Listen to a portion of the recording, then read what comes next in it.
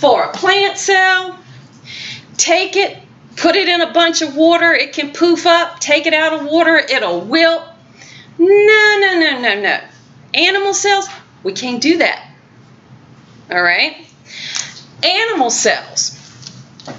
Do you guys remember something called isotonic? What does iso mean? Same. The same. That means, for our purposes, okay, that the extracellular fluid, my ECF, okay, should be roughly about the same as inside my cell. That concentration of materials. Think of your salts, for example, because we have to have those ions. Those ions are going to exist in our extracellular fluid, okay? And they are going to give it a percentage. And in order for this cell to function correctly, I need the percentage of those materials to be the same. If not, something is going to happen to my cell. Now, isotonic is telling me that water, because that's what osmosis is, okay? That water is moving freely in and out of this cell. So my water movement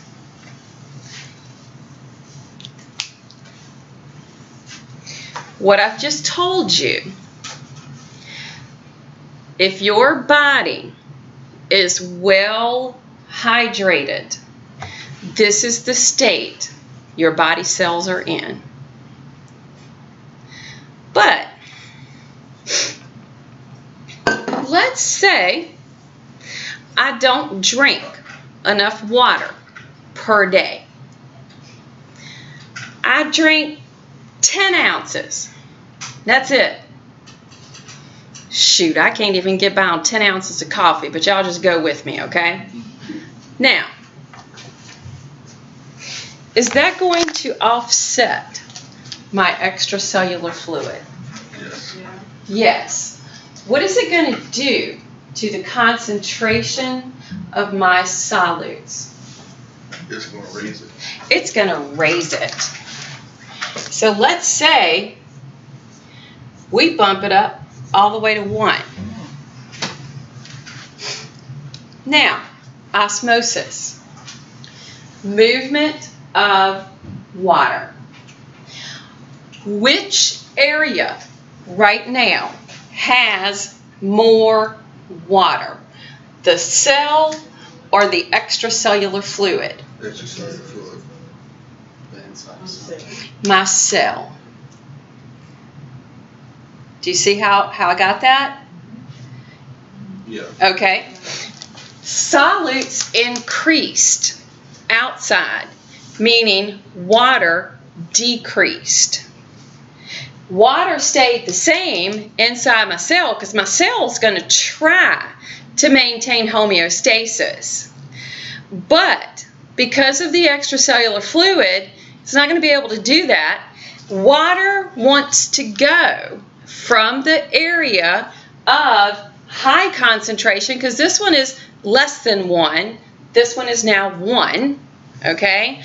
So more water is inside my cell. Water wants to go from my area of high to low, and it's going to pull water out of my cell. Is that a bad situation for my cells? Why? Why do you shake your head, Austin? Well, because it's pulling water out of the cell's like it doesn't have a cell wall, but it would shrivel up. So like, it would shrivel up. The cells are going to shrivel, shrink, crenate is the proper term, and they will die. This would be a case of dehydration. Not good for the body. Now, let's say that I decide, well, you know, I think I should walk around with one of them gallon jugs filled with the water. Maybe put a little thing, you know, I don't know, crystal light something in there. And every 2 seconds, until it's like, bathroom please. All right, you want to make sure every activity in your life is surrounded near a bathroom. All right, now, is that bad? Yes. Yes. I just see people like at the gyms and stuff and carrying them jugs, and I just want to be like, no, no, no, no, no, no. But I can't. You know, that's not my place. All right. Can you hyperhydrate to the point of death? Yes. Yes. Okay. What does that do to my cell? Saturated in the water. All right, let's look at our concentrations. Okay, let's think about it in movement of water. Okay, let's keep my cell at 0.7. But now, let's say I've taken it down to about 0.1. Which area now has more water? Outside my cell or inside? Water wants to go from the area of high concentration to low concentration. Water will move in to my cell. My cell goes pew, pew, pew, pew, pew, pew, blows up. Cell is no more. All right? Because the water burst it. And yes, that can happen. I haven't seen it. I haven't paid my $10. Okay, I haven't seen it. All right, but that's what can happen, and it can lead to death. Movement of materials is just as important as what can move and happen with the proteins. We're dependent on the inner part of the cell, inside the cell. We are highly dependent on diffusion and osmosis to help move materials that the cell needs for rebuilding, maintenance, all that sort of stuff. But when we have cells that change their polarity, we are extremely dependent on ligand-gated, voltage-gated, sodium, potassium for that cell to function. So, thinking about the ones that are dependent, ligand-gated, voltage-gated, sodium, potassium, these are going to be cells that generate electricity. These are going to be the cells of the nervous system, the muscle system. Now, does that sound like a lot?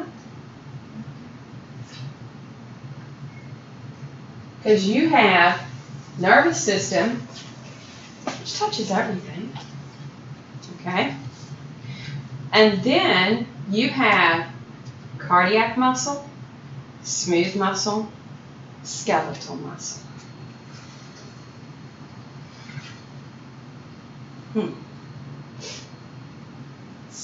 Other cells of the body are going to be dependent on sodium, potassium. Well, every cell is going to be dependent on sodium, potassium. Y'all are going to get so tired of hearing me say sodium and potassium. You're going to be like, if she says that one more time, we're taking her out back. Okay? Trust me, I know. I've been there. Okay? Not there, but y'all know what I mean. But this is what's taking place. Is that not the coolest thing ever? Is it the same thing when you got, like with the calcium channels? Yes. The calcium channels are going to be present a lot in the nerves. For the nerves to actually carry out their transmission of an impulse, they are going to be dependent on calcium channels. For the muscle, the sarcomere, that is going to be the actual, well, not the actual, it's going to be a structural component of a muscle. For that to actually create a shortening and a lengthening, it's going to be dependent on calcium. So calcium levels, even though calcium's not an ion that a lot of people learn about or know about, they hear calcium. What do they think? When you hear calcium, you think milk, bones, teeth. Oh, no. I'm going to show you how, y'all are going to be stepping out of that box. Whoo, it's going to be like, oh, man. Dr. Burnett's class said, y'all hear what's up about calcium? I hear y'all going down the hallway, okay? Because it's going to change your idea. It's going to change your idea about sodium, potassium, calcium. Now, granted, we got other stuff, little magnesium, zincs, and all that sort of stuff. They're important too, because they ensure that the proteins function correctly.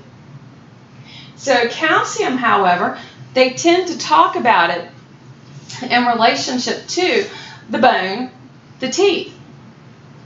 You won't believe how important it is for the muscles to contract. I mean, I'm like, how do people not know this? But that's what we call public relations, marketing. Because they're like, whoo, got the little mustache and be like, got milk? Okay? They don't tell you anything about that milk making the nerve or the muscle function correctly. Nada. Zip, zilch, nada. Just saying.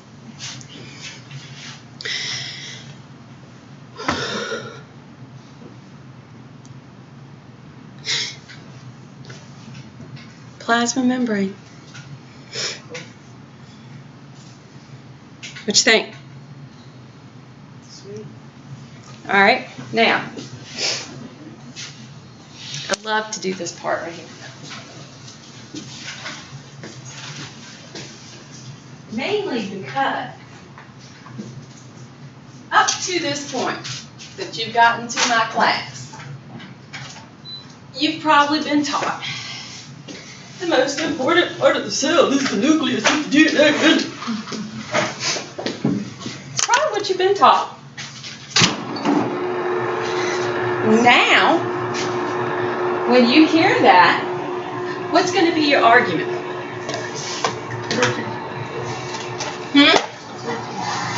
Well, which part?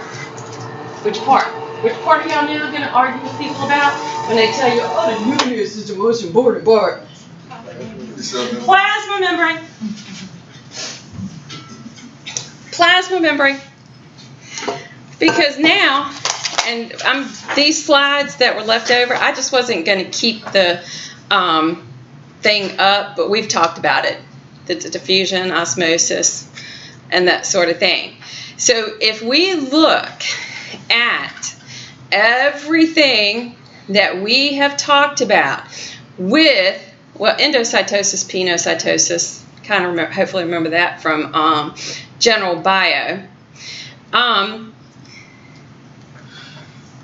How many slides now?